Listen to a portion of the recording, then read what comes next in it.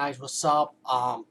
Guess what I'm doing? I'm doing my own edits too. I just contacted my friend, Mike Kid. I saw re-uploaded the revisit Prometheus, and I was like wondering, like, wait a minute, did you just re-upload this? I mean, did you just upload this earlier? And he told me there was some dialects he wanted to edit. So that I was like, I was like, oh, okay, cool. But then I just realized something about myself. Guess what? I'm redoing my Howling Part One review too, because I think I talked way too much in that review, and I feel like there was some things that I hold back on which I should not. That's not my style. You know, so yeah, my bad, my mistake. But anyway, yeah, check my friend Revisit Prometheus review. Awesome review again, and I'm glad you got a different take on it. As for the Howling review, for my part of it, yeah, I'm redoing this one. I just found out some news also. Two things. I think I just mentioned it 2 blogs ago.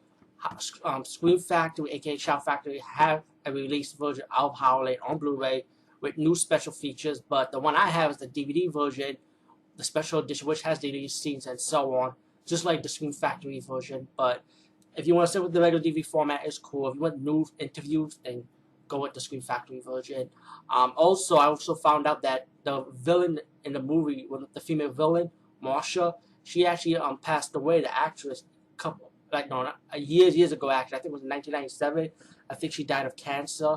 So let me just say rest in peace to the actress that plays Marsha in the first Howling movie, and also rest in peace to her. And thank you for the memories, because I consider her as one of the bad girls of horror, in the horror movie genre, because she is a tough ass villain. But yeah, besides that, let's get to the point. The Howling. Again, I can't remember how I come across this movie. I think it was on television, and then later on I was able to see it on cable. I know I like this movie. Definitely I love the soundtrack. Soundtrack, they gave it like that old school horror soundtrack. But it kind of worked it for this early 80s movie. You got a reporter named Karen, played by Dewalt Stone. She goes undercover trying to find this serial killer, to expose him and put him in jail pretty much. It's pretty obvious. And the cops kind of like lost track of her. When they were able to find her, it looked like Dewalt Stone's character Karen was about to get molested by the werewolf. And then the cops came just in time to shoot the werewolf and kill him. And they were wondering what the hell was going on. At the time, Karen didn't know it was a werewolf, but as the movie progressed, it will develop to that. Later on, she sees the doctor, played by Patrick McGee. I think he was the old guy who played in the Avengers TV series from BBC. He played that spy agent, the old guy with the umbrella and the cool round hat. Yeah, he plays the psychologist in this movie, and he's advising Karen, you can take your man with you, go to his retreat when up in the cabins in the woods. Yeah, cabin in the woods moment. Here we go again. Um, to recover and his seminars and to talk about your problems. And then you have all these strange things going on, like howling around the woods and shadows moving around. And then later on you found out that this town is kind of inhabited by the werewolves. That's what the movie is about. This is like a werewolf version of Salem Lot, I would say. Let's put it like that. Salem Lot, the town was full of vampires. Howling is the same thing. And the werewolves pretty much kind of have like a little conflict among their own, the werewolf clan of the town, because it's like the doctor, he was in on it. He was a werewolf himself. He was kind of like the leader of the town. And what his methods was like, he wanted werewolves to live among humans. While you got Marshall, who's like the female villain, and other werewolves feels like we can't live among humans. We are animals. We gotta kill humans. You can't tell us to calm our ass down and try and control our energy. You know what I'm saying? Which you can see later on in the movie when it develops the werewolf conflict between Marsha and the professor, the psychologist played by Patrick McGee, as they argue and go at it a little bit. But meanwhile, you got Dewalt Stone's boyfriend in the movie. He got bit by a werewolf, which Marsha turned into a werewolf and bit Dewalt Stone's man in the movie, and he develops to turn into a beast.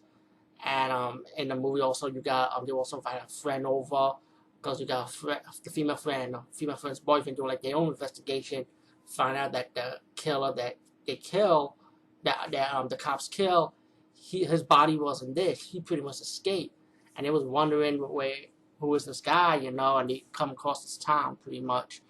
because the Wilson's character called her friend come over. The friend boyfriend said he'll come over later, you know. But meanwhile, while you got the investigation going with the female friend part of it, and she finds out that there's werewolves, she was about to warn, tell her boyfriend about it, and the werewolf was able to caught up with her. You find out that the werewolf was Eddie, who was the serial killer from the first part of the movie, who was the werewolf that escaped, and he pretty much killed the female friend. The Wallstone's characters get mad. Her man smacked her because she was telling her Marsha's like a bitch pretty much. And she was crying. She was about to leave town. She finally confronts a werewolf in the movie, but you can finally see a werewolf in the full form this time. And you also get the cool werewolf transformation scenes. And she also threw an axe at the werewolf. She was able to escape, but then she got captured by the people of the town, who happens to be a werewolf. They were about to do like a ritual type of thing.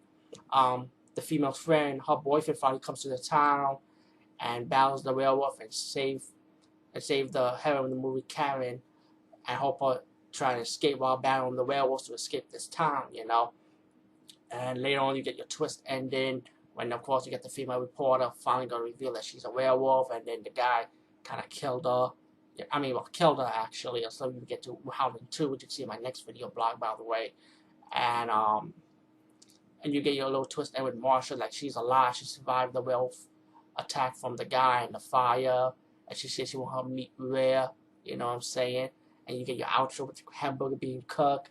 And guess what? Let me just say, at that day, yesterday, when I was talking about this movie, I had a Grand Slam hamburger over at Concourse, at the Courthouse Deli in the Bronx, man. Oh, man, that Grand Slam burger was big, you know?